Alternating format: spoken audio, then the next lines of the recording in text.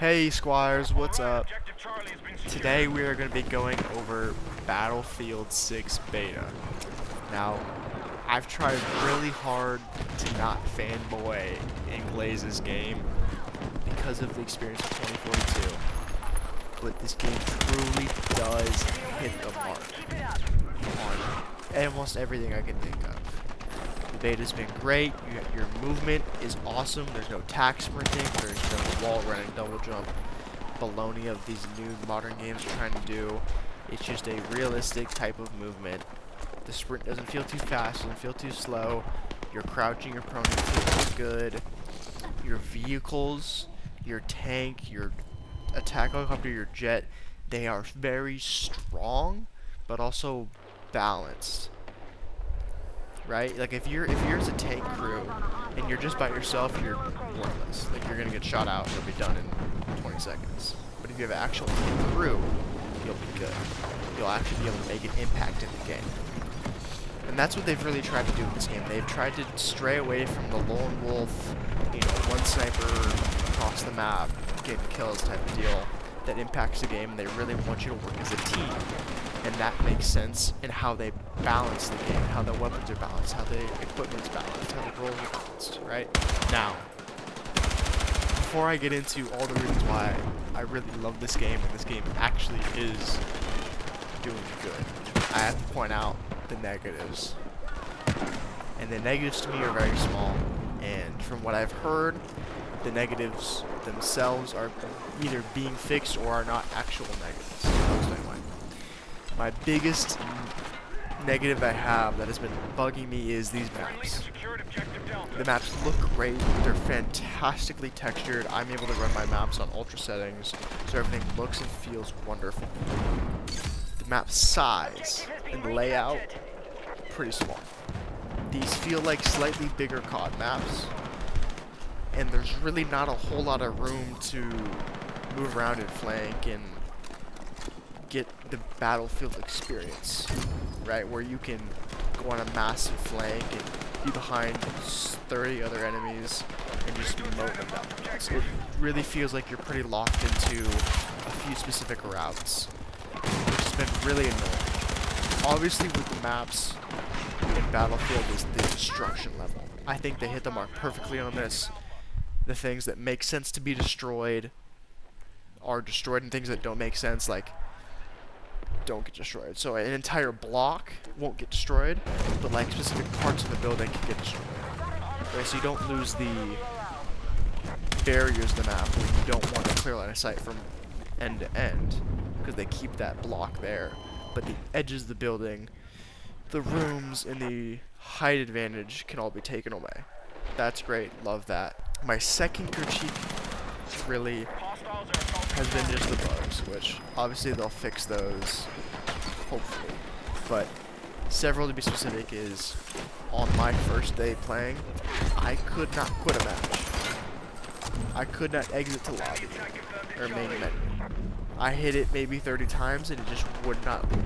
That was really annoying. I wanted to get out of the match and I was not happy to come in and go into a new game mode, and I couldn't. I had to quit the game and then I got put into a queue.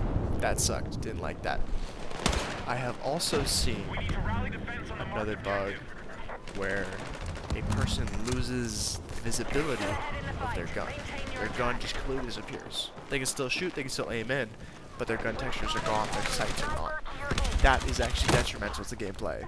That really needs to be fixed quickly if they haven't done it. And then there's another bug that I actually encountered where you can push your teammates. I need you to get out, Legendary.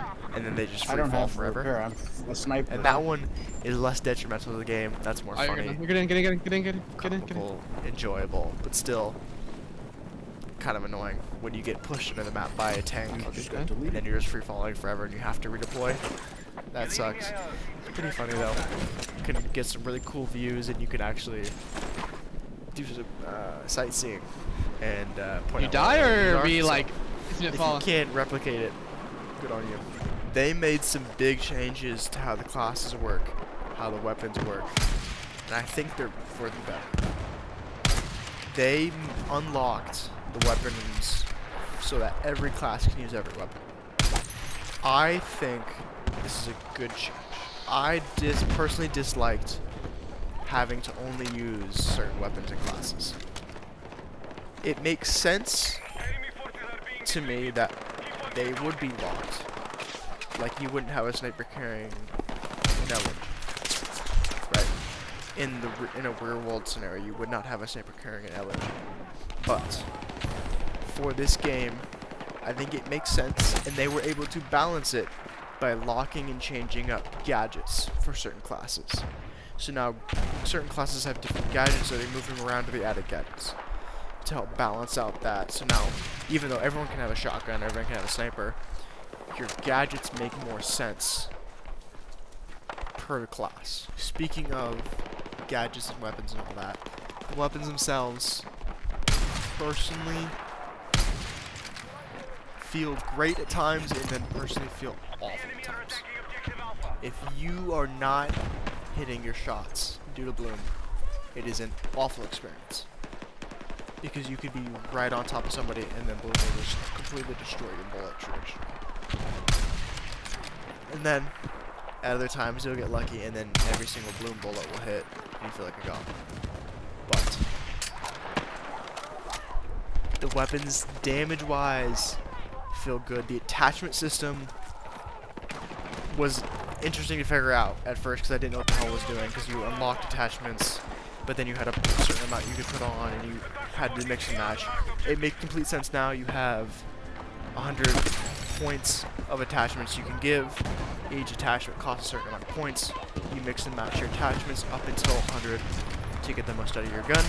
Some attachments do precision, some do mobility, so like hip fire, some do like recoil control. Just however your playstyle is, you do the attachments that fit that playstyle. The skins in this game, the textures of the map, the characters of the equipment, all that, beautiful. Please, please, please do not add funky, goofy Fortnite type skins. I don't need to see Peter Griffin in Battlefield. I don't need to see Nicki Minaj in Battlefield. They are probably going to add skins at some point, and that's fine, right? But make them realistic, make them fit into the game. Don't add Nicki Minaj with a pink scar into the game. Add some Delta Force type skin, add some Special Forces type skin, backwards hat, bushy ass beard, tactical glasses, fucking jeans and sneakers with a bulletproof vest on and a t-shirt, right? Make it something cool. Don't make it some goofy thing that stands out and doesn't belong in the game.